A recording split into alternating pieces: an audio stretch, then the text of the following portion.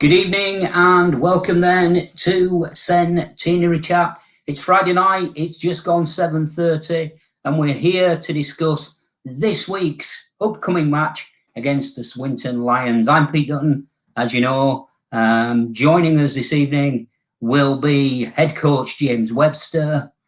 Also joining us this evening will be, we've got both pin-up poster boys this evening joining us. So we'll welcome Frankie Halton.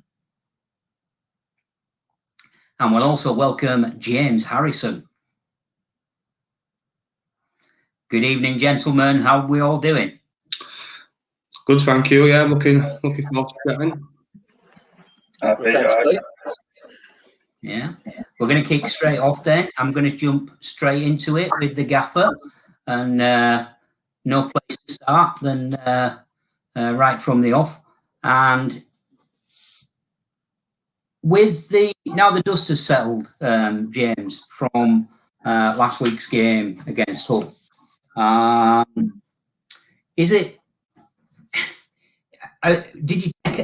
Was there quite a lot of things for you to take away from that game? Yeah, I think it's pretty clear for everyone to see that when we're able to control the ball and get into a little bit of set for set competition in any game we've played, we've looked good. We have a real problem at times controlling the ball, and that's been it's easily seen through our completion rates.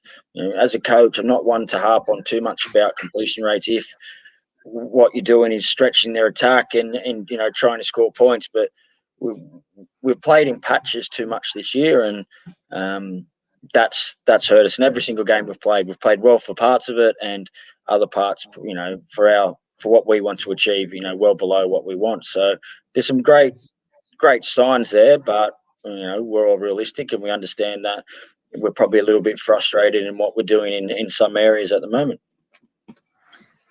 I suppose it's never easy to the fact that we spoke last week about the squad against Hull, and we spoke before the game and you said maybe one or two little bits of surprises in there. This week, I think you've announced, is it a 20-man squad prior to the game, and obviously there'll be some that get cut from that. One of the questions I was going to ask you, James, is how are we injury-wise? Because there seems to be there's a lot of questions getting put to us, as we're queuing up now, etc., and live on this broadcast. People asking about at what state is John Davis at what state, one or two other players at. So if you can just give us a quick overview of where we are with injuries, etc., then that might put some fans' minds at ease, I dare say. Yeah, cool. I think I covered a lot of this last week, and it didn't seem to get through to a lot of people. So we'll have another go at it. To start with, John Davis will be the extra person added to our squad.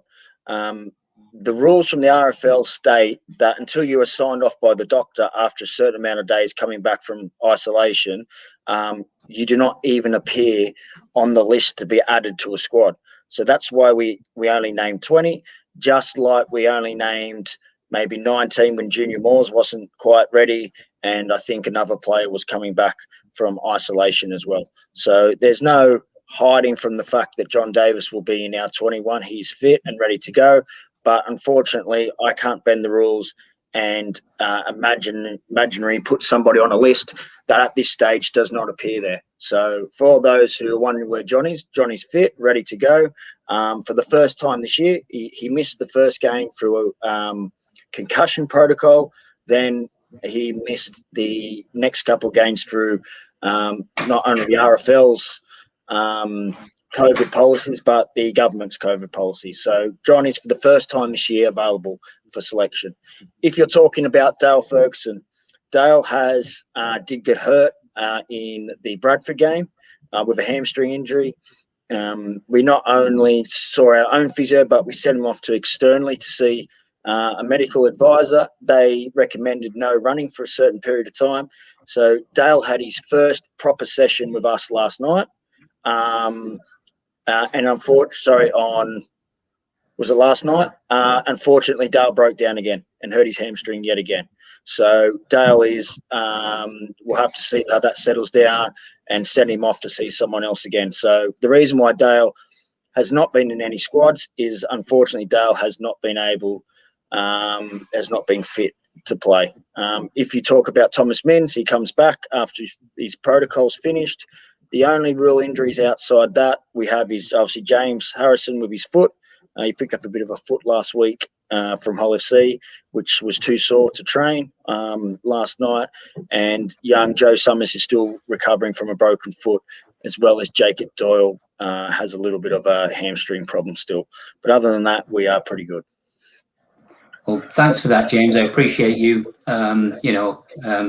going and laying that on the line for us there. And I hope that the fans can, pick up on that this week and buy into, this, that, we have got strength in depth when all's said and done. And, whilst it's nice to have quality players in there, that we can only put 17 out, can't we, when all's said and done. So there are going to be some, I don't think casualties is the right word, but there are going to be some people that unfortunately miss out. Do you think, James, that when the pandemic starts to ease, that the competition should maybe even welcome back dual registration? Not necessarily for Featherstone in this situation, but there's other clubs out there, aren't we? I mean, there seems to be a lot of clubs that have picked up injuries over these first few weeks, and there seems to be a lot of players going out on loans already. Yeah, speaking to our conditioner about this today, we are extremely healthy. We do have a very big squad this year compared to other years, but we've been really lucky. So there's probably two reasons for that. I can say one, either we haven't played hard enough or tough enough, and we haven't put our body on the line enough to get hurt, or two, the players did a great job looking after themselves in lockdown and did enough physical activity so that they were prepared for the vigors of pre-season. And to add to that, our conditioner, Greg Stebbins, did a fantastic job with them. We started cautiously, a lot more cautiously than what you would ever do in a normal pre-season, because we didn't want to overload the players. We knew at some stage we would be a bit short in our preparation, but we wanted to not pick up the injuries. And, as you can see from 4 or 5 clubs, they're begging and borrowing at the moment for players. I think they found a pretty good happy medium with dual reg and loan. Loan's only 2 weeks now. So it's not like it used to be. And I don't think people should consider going out on loan as a bad thing. It's basically just an extended dual reg. The other question quite a few people have sent in this week, James, is around the goal kicking. And obviously, I know it's something that we've touched on briefly in the past. And you, Taylor, and Sammy Meehan have kind of asked the same question, and that is, who is first in line as goal kicker this weekend? And they've also then followed that with, that is it. The other question, the other bit on it is for James and Frankie. Sorry, I'm reading that as I'm talking to you. So back to you, James. And who is first in line? First of all, we have 3 or 4 boys that go out and practice every night goal kicking. As much as I've seen any people practice goal kicking, I've been lucky enough to be involved at some clubs with some great goal kickers, and these boys practice more than anything and look half decent as they do it as well. We at this stage we do not have a goal kicker that kicks at 90%, as we would love to have, but it's not through lack of trying from our boys. I can't really tell you what the makeup of our team will be at the moment, but I can tell you that Craig is not going to go. He's not going to goal kick this week. We've passed that baton on, and hopefully we score enough tries that people get to see who that person will be. But I'll leave that, if possible, to game day. Yeah, no worries, James. No worries. One thing that I was going to ask you, James, I don't know if you were aware that the loss against Hull was the first competitive loss that you've suffered since taking over as Featherstone coach, and it was 553 days without losing a game, and the last loss, believe it or not, that Featherstone suffered was in the £1 million game back on the 5th of October 2019. Now, it's a proud record, is that? It's one that I'd like to think is going to be repeated, but it depends how long you want to stay as head coach, James. So if we go another 500 days undefeated, we won't only win the championship, but I think we might be in a Challenge Cup final somewhere next year, and also a good chance of winning the league. So in Super League, but look, those things are lovely. COVID helped us there. I'm not going to lie on that. I'm not going to hang my hat on that record, but we've been pretty successful so far without being brilliant, and I think it's a positive thing in that. I think I've hardly ever seen a team, maybe St Helens in 2006 is the only real side I've seen go from start to finish playing Champagne Rugby League. It's extremely difficult to do that, and we're still a work in progress. We understand that, and I'd rather be in the position we're in now than ripping up trees and, basically being there to shot at. And, the only way is to come down. We're going to improve as the year goes on, and myself and everyone, fans, players, everyone needs to be a little bit patient with what we need to do. I've got a question for you, James, and it's from Jacob Robinson. And Jacob says, what was said at half time? Is this James Harrison or me? No, you. Oh, me. You. What was said at half time? Yeah. Well, you probably get Frankie or James to answer that if you want, but it was honest.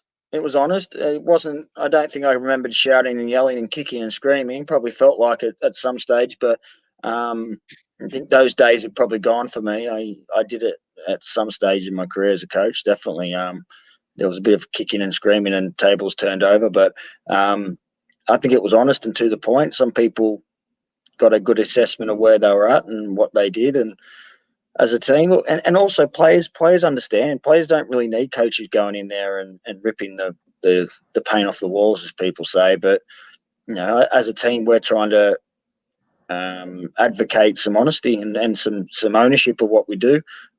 We understand we were way off as a collective group, not just one or two. As a collective group, we were way off, and the players understood that. I think it was a good time for them to take stock of that and understand what they needed to do. You've got to look at the game, though, James, Webster, and you've got to look at that, and you've got to take a lot of pride from the second half nilling, if you like, of what is a very, very strong Super League team. Yeah, the second half was good. Showed plenty of promise. We played much more like a team. We held on to the ball marginally better, which gave us a good chance. But if we can replicate a second half like that for 80 minutes, we're going to be a decent side. That's our challenge at the moment. We've got plenty of challenges, and I look forward to trying to overcome those.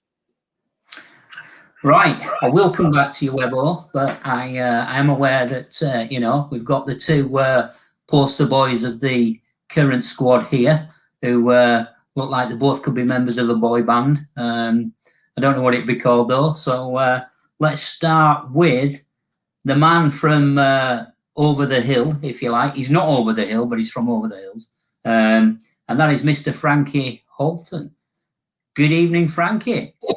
Hi, Pete, you all right? I'm all right, mate. How are you? Yeah, not too bad, not too bad. Good stuff, mate. 4 games, 4 starts, and 1 try. It can only get better.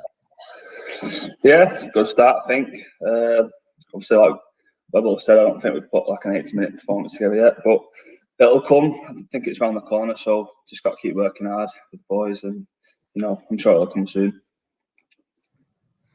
I think it shows that you're settling in well. I mean, and you even claimed a man of the match award from the last league outing against Bartley. Are you there? Yeah, sorry, I was muting my mic. Yeah, it went all right, obviously. just try to do what I can for the team, really. Obviously, the 2 points or the win's the most important thing, so anything on top of that's just a bonus. But yeah, started well, settled in well, so it's going good. How did you feel playing against Hull? How did that challenge you as a player, Frankie? Yeah, it was tough. Obviously, I played in the back row, really, last few games. Obviously, I was in the middle, so it was a different type of intensity. Obviously, with them being Super League as well, it was a step up. But yeah, I think I handled it all right. Obviously, it's just a tough game, but it was good to get a good tough one out. So just can build on that now, I suppose. You come up this week, Frankie, against your former club, Swinton. So tell us about Swinton and who you think are going to be the guys that's currently playing in the Swinton team that are going to be ones to watch for our boys. Yeah, obviously they're a tough team, Swinton. They'll come for 80 minutes and they play some good shape. They like to throw the ball about. I think both wingers are good Leporian, but good finishers. They have a lot of carries in them. The halfback, Hanson, he's a danger at the line. He's got a good step, so they've got a bit of strike power. And obviously they'll come for the 80 minutes and give us a tough game. So we've got to be on the ball at the weekend. Who would you say offers Featherstone the best opportunity of scoring against them? I don't know about that one. They've got a few new players. They've got a few new players. Obviously, I've not watched any games or anything, but they'll be a solid team. Everyone will give it 100% for 80 minutes. So we'll have to play well to break them down, but hopefully we can do that and come away with a win. Will this be the first time, Frankie, that you've played against opponents who team you were in the previous season? Yeah. So it's a new experience. Like I said, I want to just come from Swinton, so yeah, that'll be a first time playing against them, and it should be a good, interesting game, hopefully. And have you been getting any jip? Have you been getting a bit of, I think you call it banter, or? Yeah. I've not really spoke to any of the boys. The assistant coach, Alan Coleman, he's been giving me a bit in. Obviously, they're going to turn us over and all that stuff. Just like I said, having a bit of banter, but nothing from the boys. They've been keeping quiet. Well, don't forget, you can see this week's Betfred Championship Round 2 clash against the Swinton Lions live streamed on the Our League app. Visit rugbyleague.com/live stream to buy your Game Pass now for the price of $4.95. And I think that price goes up after Saturday to £10 if you're going to buy the pass on the day. Going to bring in now James Harrison, and I paused there because I was going to add the words. Somebody who, for me so far in his time at Featherstone Rovers, has absolutely been ripping it up, and that's the only way that I can describe or introduce this guy. And over to you, Mr. Harrison. How are you doing? Yeah, I'm good, thank you. I've started the season pretty well, I think. Just a shame missing out this week with a little injury, but hopefully back for next week. Well, James, you're here for a special reason. I will touch on certain things on the playing side, but I want to talk to you about the shirt that you wore last week, and obviously, if you can tell everybody that's tuned in and tell the everybody that's watching how they can get involved in this great fundraising initiative. Yeah, so I found out the day before the UFC game last week what I've been wearing a shirt with Mose Masoe on the back, and I think everybody saw the week before in Super League they had the Mose Masoe around, and a lot of the players put the boots up for auction and shirts, etc. But I think it'll be going live tonight with the auction of my playing shirt last week. So it's obviously for a really good cause. I don't know Mose Masoe myself, but obviously what he's been through, something nobody wishes that on anybody. So hopefully raise a lot of money for it. And obviously say that we will put up the auction site and the details of where you can bid on that shirt following the live stream event this evening. It's a great gesture, James. It's a great gesture. And it's obviously something that, as you say, other clubs have done as well. So hopefully we can raise a lot of money from it. I would say to you, is there anything in particular you'd say to the Featherstone fans? Come on, get your hands in your pockets and let's raise a few bob. No, I just think, obviously it's for a great cause, and if we can raise a lot of money for the foundation, it'll be great for him. And I think everybody in rugby league is obviously behind Mose Masoe, and hopefully it sets him up, for the future and stuff, and his family. So hopefully we raise some good money for it. Well, it's going to be a great cause, and one that you will see pushed by the club. And obviously we'll, as I say, we'll get the auction sites up and we'll get that going and hopefully help out the fund. Coming back to you, James Harrison, the coach, the gaffer says you've been a standout player so far this season. How do you feel the game experience and the Super League experience you had at Leeds has helped your development? Well, I think the full-time environment's obviously brought me on as a player, but I just wanted to start the season as I finished off last year. I thought I finished off the season with Leeds. I started playing really well towards the end, and I think I've just demanded a lot more from myself this season, trying to play big minutes and do a lot of the hard stuff for the team, which is appreciated by the lads, and hopefully that showed on the field. And do you feel, that it was good being in that full-time environment, and also, that obviously they were involved in the cup run, wasn't it, to Wembley? Yeah, I wasn't involved in any of the cup games, but it was a good experience to be around. Obviously, I was there when they won I were in the squad when they won the Challenge Cup final. So obviously, it was a great experience to be around, and hopefully, it's something I can, be a part of in the future. What are your hopes then, James, for this centenary year?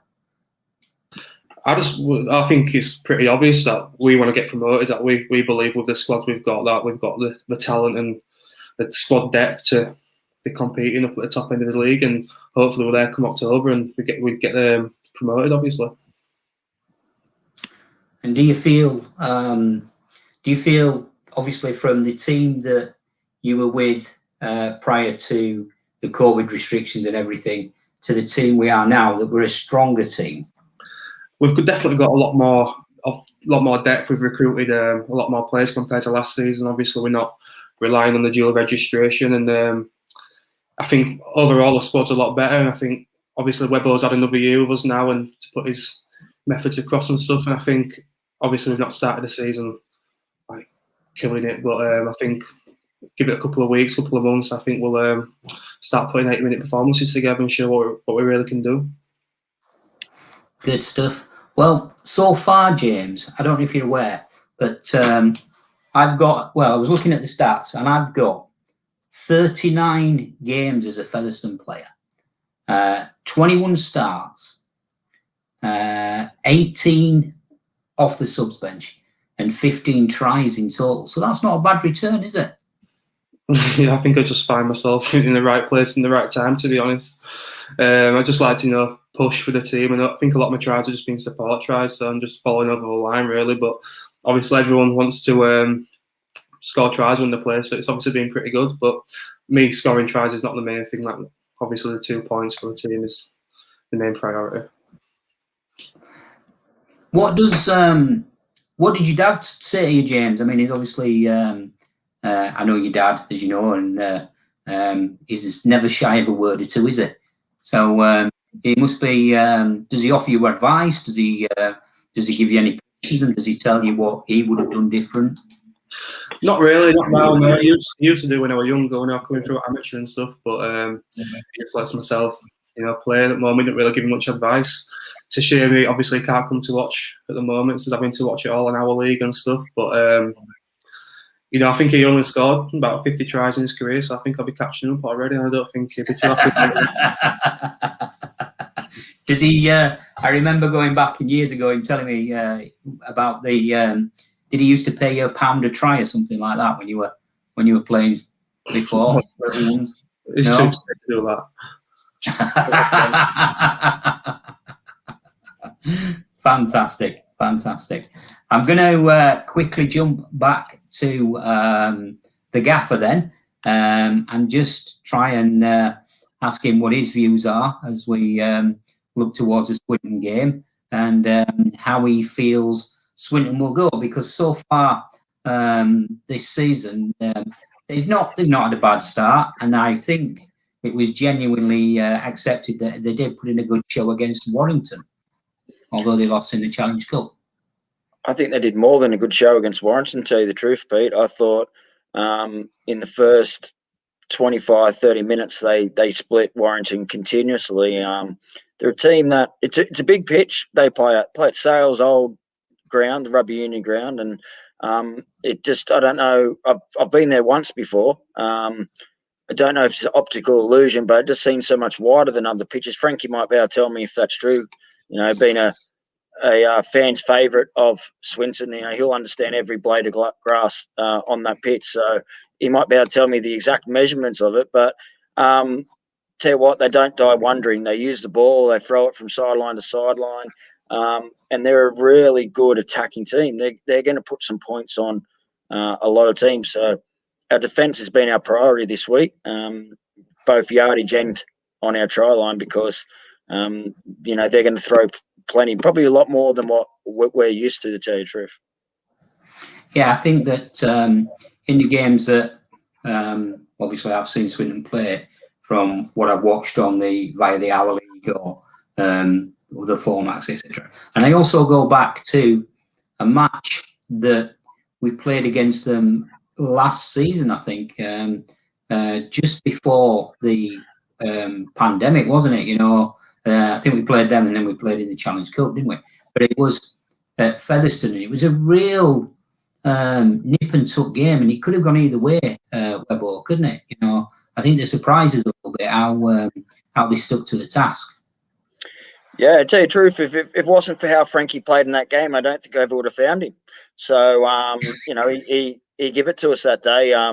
Alex Sutcliffe, who has shown what a good defender he is in Super League, couldn't handle Frankie on that day. And, you could say we came out reasonably comfortable towards the end, but after 70 minutes, we were still well and truly behind the 8 ball in that game.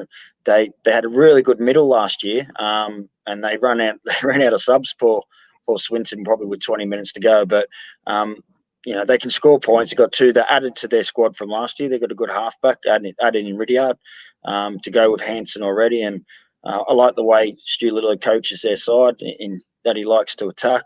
They're a side that is unconventional and is prepared to have their own identity. So they are a different type of team to prepare for. They seem to score a lot of tries through the backs, don't they? I was looking at who's been scoring tries and the points for them, and it all does seem to be mainly the backs that score. So that would indicate to me, James, and whether I'm wrong or right, you can tell us here, that they like to let the forwards do the work and the backs just come in and link in at the opportune time. Yeah, they pass the ball they pass the ball a lot. They pass the ball more than any team I've seen in this division for a long period of time. So that means people out wide get the ball, and generally in space, especially on a pitch that they play. If you're playing for Bradford or Dewsbury this year, I'm pretty sure their centres and wingers won't be scoring hundreds of tries because of the size of it. If you look at Swinton's pitch, it seems you have a lot more room and space out wide, and that could be a reason why they play to their strengths, which is obviously their home pitches. It seems to be a pitch that allows you to move the ball. How well do you know Stuart Littler? Have you ever played against him? Yeah, I think I think we was at Salford. That might have been 2007, I think. So a long time ago. Stu was a good player. He played in various positions. He's gone on to be a really good coach. I think he's in the international setup now as well with Ireland. Yeah. So every time I've come across Stu, he's a really nice guy. He had a good career, and I think he's added on or kept a similar philosophy to what Stu Duffy had when he worked with Stu at Swinton. And I like the way he sets his teams up. He's not been scared to try different things, and he seems to be getting the most out of his side at the moment. You spoke already, James, about the work that's gone in defensively this week. And again, has that been helped with? I know we spoke before about the COVID restrictions, and the tackling and defensive work, etc. So, are things starting to improve a little bit that are allowing you to do a bit more? To a point. Like I've said this from day one. That, we did a really small amount of contact at the start of the year, and that was simply because I saw COVID as our biggest obstacle to start the year. In that, if you get shut down for 10 days, it's not just the 10 days; it's the return to play from the RFL. So, for any of those players that are unlucky enough to contract COVID, you're looking at probably missing 3 games. On average, they'll miss 3 games. If you get 8, 9, 10 of those people that are missing 3 games at once, then that can be a major hurdle for you. So, we laid off it a little bit, and as the world is starting to brighten up a little bit for us, and add to that the weather, we have been slowly increasing that amount of contact added to the game. So, it probably has had a small effect to how we've played, but it's not a perfect world at the moment. We took a gamble with it, and COVID-wise, we've come through reasonably well, I think. We have a question, Webbo, that's come from our very own Ben Rogers, and young Ben's saying, what do you have to do differently in training following a defeat to ensure the boys bounce back for the following game, and they keep their heads held up high?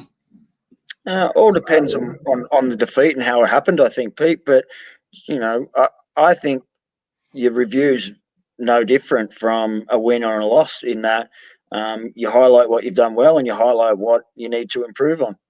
A big emphasis this year has been on effort for us, and we believe that with the talent we have in our team, that if we can consistently show good effort in everything we do, then we're always going to give ourselves a chance in the last 10 minutes to win a game. We win to improve on some skill elements, 100%. But we feel that's the cornerstone of our performances this year. So we try to emphasise that as much as possible, and we try to praise people that do it, as well as we need to highlight some areas that we're a little bit low on that. So it's a very similar one. Sometimes your terminology is a little bit different. Sometimes how direct you are needs to be a little bit different as well. And in saying that, we are generally pretty honest and direct, and we're all grown men, and we get over any type of disagreements pretty quickly. Not only is the game taking place against Swinton at the weekend, but I'm going to give a shout out now to the Featherstone ladies team, who get their season underway this weekend when they play Cass on Sunday. We will be tweeting out score updates throughout the game, but I'm going to touch to Frankie on this. And Frankie, how important for the growth of the game do you feel the sudden interest in women's rugby league has been? Yeah, very. I think obviously the more eyes that are on our game, the better. Obviously the women's game is growing a lot now. A lot of amateur clubs are getting the women's team set up as well, which is obviously good for the community and stuff. So yeah, I think it's good for the game overall. Yeah. Would you fancy playing in a kind of test match or a pre-season friendly, Featherstone first team versus the Featherstone ladies team. Who do you think would take the spoils in that one, Frankie? Oh, no comment, Pete. I don't know. Don't know about that one. I think it might be. I'm laughing because Webber's covering his face there, and I don't know if you're on the same lines as me there, Webber. That I've seen some of them players for that Fev ladies team, and they are very, very athletic, big in size, and I don't mean that in a derogatory way. I mean that that they are quite. I wasn't thinking that at all, Pete. So don't throw me under the bus for that whatsoever. Right? I was thinking, I'm not sure that is the most appropriate question to ask a male rugby league player that I have heard in my time. Okay, that's what I was thinking. I was, ladies, I'm not getting involved in Pete's chat at all. That's me sorted. James Harrison, we've had a message from somebody you know called Carl Harrison, and he says, will you ask James Harrison, have you ever scored a hat trick for Featherstone like me? No, I haven't. No. Well, I did. Is that him getting his own back here? I'm guessing he scored one back in the 60s, but I think it was easy to score then, wasn't it? I think defences were a lot weaker, weren't they, back then? I think the game were a lot slower, so I think it would be easier. Brilliant. Frankie, I'm going to quickly jump back to you. Did you know who did you know before you came and joined the Featherstone team? Did you know like Callum? Because I think Callum was at Swinton, wasn't he, at one point? Yeah, I don't think I was after Cal, so I never knew him. So yeah, no, I didn't know any of the lads. To be fair, I was going into a new team, new environment, so yeah, it was obviously different for me. But like I said, I think I've settled in quite well. So it's been good. Been a good move. Good stuff. We are getting towards the end then of this edition of the Centenary Chat, and I hope you've enjoyed it. I hope you found it insightful as ever, and I hope that you've picked up some tips and that we've gone some way to answer some of the questions that the fans have been asking to us. Don't forget, you can buy the Our League Match Pass via the Our League app because the game will be streamed live on Sunday. So get to the RFL site and buy your Game Pass. Don't forget as well that we have got the shirt that we're auctioning off. That hopefully will bring some funds to Masoe and help him in his rehabilitation, etc. Quick question before we go that I'll put to all three of you. James Harrison, a message to the fans? Yeah, just keep supporting us. Obviously, we want to put last week's performance right. I think we improved a lot in the second half, like we mentioned. Hopefully, we can take that confidence into this Sunday. It's a big game for us as first away game of the season, and all the boys are confident we can come away with a win. Put the same question to Frankie. Yeah, pretty much the same. Just obviously get behind the boys. Hopefully, we can get some fans into the stadium soon. That'll be nice to see a packed out stadium. So yeah, just keep supporting us, and hopefully we can put an 80-minute performance together this weekend. And we'll put the question to the main man, the gaffer. Yeah, I think the boys have hit the nail on the head. Look, the strength of a club like Featherstone is the community spirit and the spirit that supporters generate. They've always supported their players in their area, and they're really proud from where they come from. And that's something I always noticed when I went down to Featherstone to either play or to watch a game. So don't lose that. Don't lose that. Keep following the team. Don't be impatient. Everyone would love to see a side going out there and putting teams away. But, I watched Penrith play this week, and, they're at the top of the ladder, and I think Broncos are at the bottom, and Penrith got the result in the last couple of minutes. So, there's no given games in rugby league, and, we're going to have to scrap and fight in some games, and some other games we're going to be really good. So we just need to be patient and a little bit realistic, I think. Well, we're almost out of time. Just a couple of quick hellos, etc. Amy Folds, age 7. Good luck, Fev, this week. I want to draw as I like Fev and Swinton. So I think that we'll see what we can do for Amy on that one. And final question. This actually goes to James Webster, the gaffer. Where would getting Featherstone promoted to Super League rank in your career achievements? Yeah, it'd be a special achievement for lots of reasons. As a coach, that would be one, to be able to take a part-time team. In my time in this country, no part-time team has ever been promoted. They've all been full-time teams that have been promoted. So that would be an amazing achievement. I'd be really happy for Mark and his board, who have, lived and breathed Featherstone for, a life now. And as a coach, to see some players such as Frankie, Calfield, James, people like James Lockwood, who's been in and around, John Davies, Luke Cooper.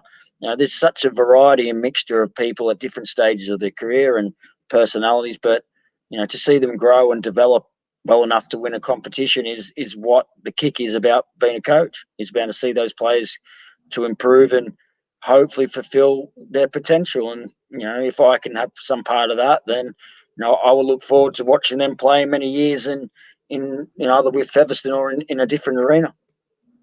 Well, we're just about out of time, guys. A massive thanks again for joining us, giving up your time on this Friday evening. And I hope that it's not been too hard on you. Just echoing the words of the gaffer there, James Webster. Let's go out on Sunday and get the 2 league points. And let's keep the momentum going as we push forward towards a dream of, Super League, etc. Have a great weekend, guys. All the very best for Sunday. And thanks for tuning in. Thanks, everybody, for watching. Again, don't forget, very quickly, you can get your Game Pass from the Our League RFL website, $4.95 before before Sunday morning. And then on Sunday, the price will go up to £10. And a very, very quick special thank you to our sponsors, Atropa Pharmaceutical. Thanks for everything you're doing to help us along our journey as well. And we look forward to seeing you next time on Centenary Chat. Cheers. Enjoy your rugby. We do.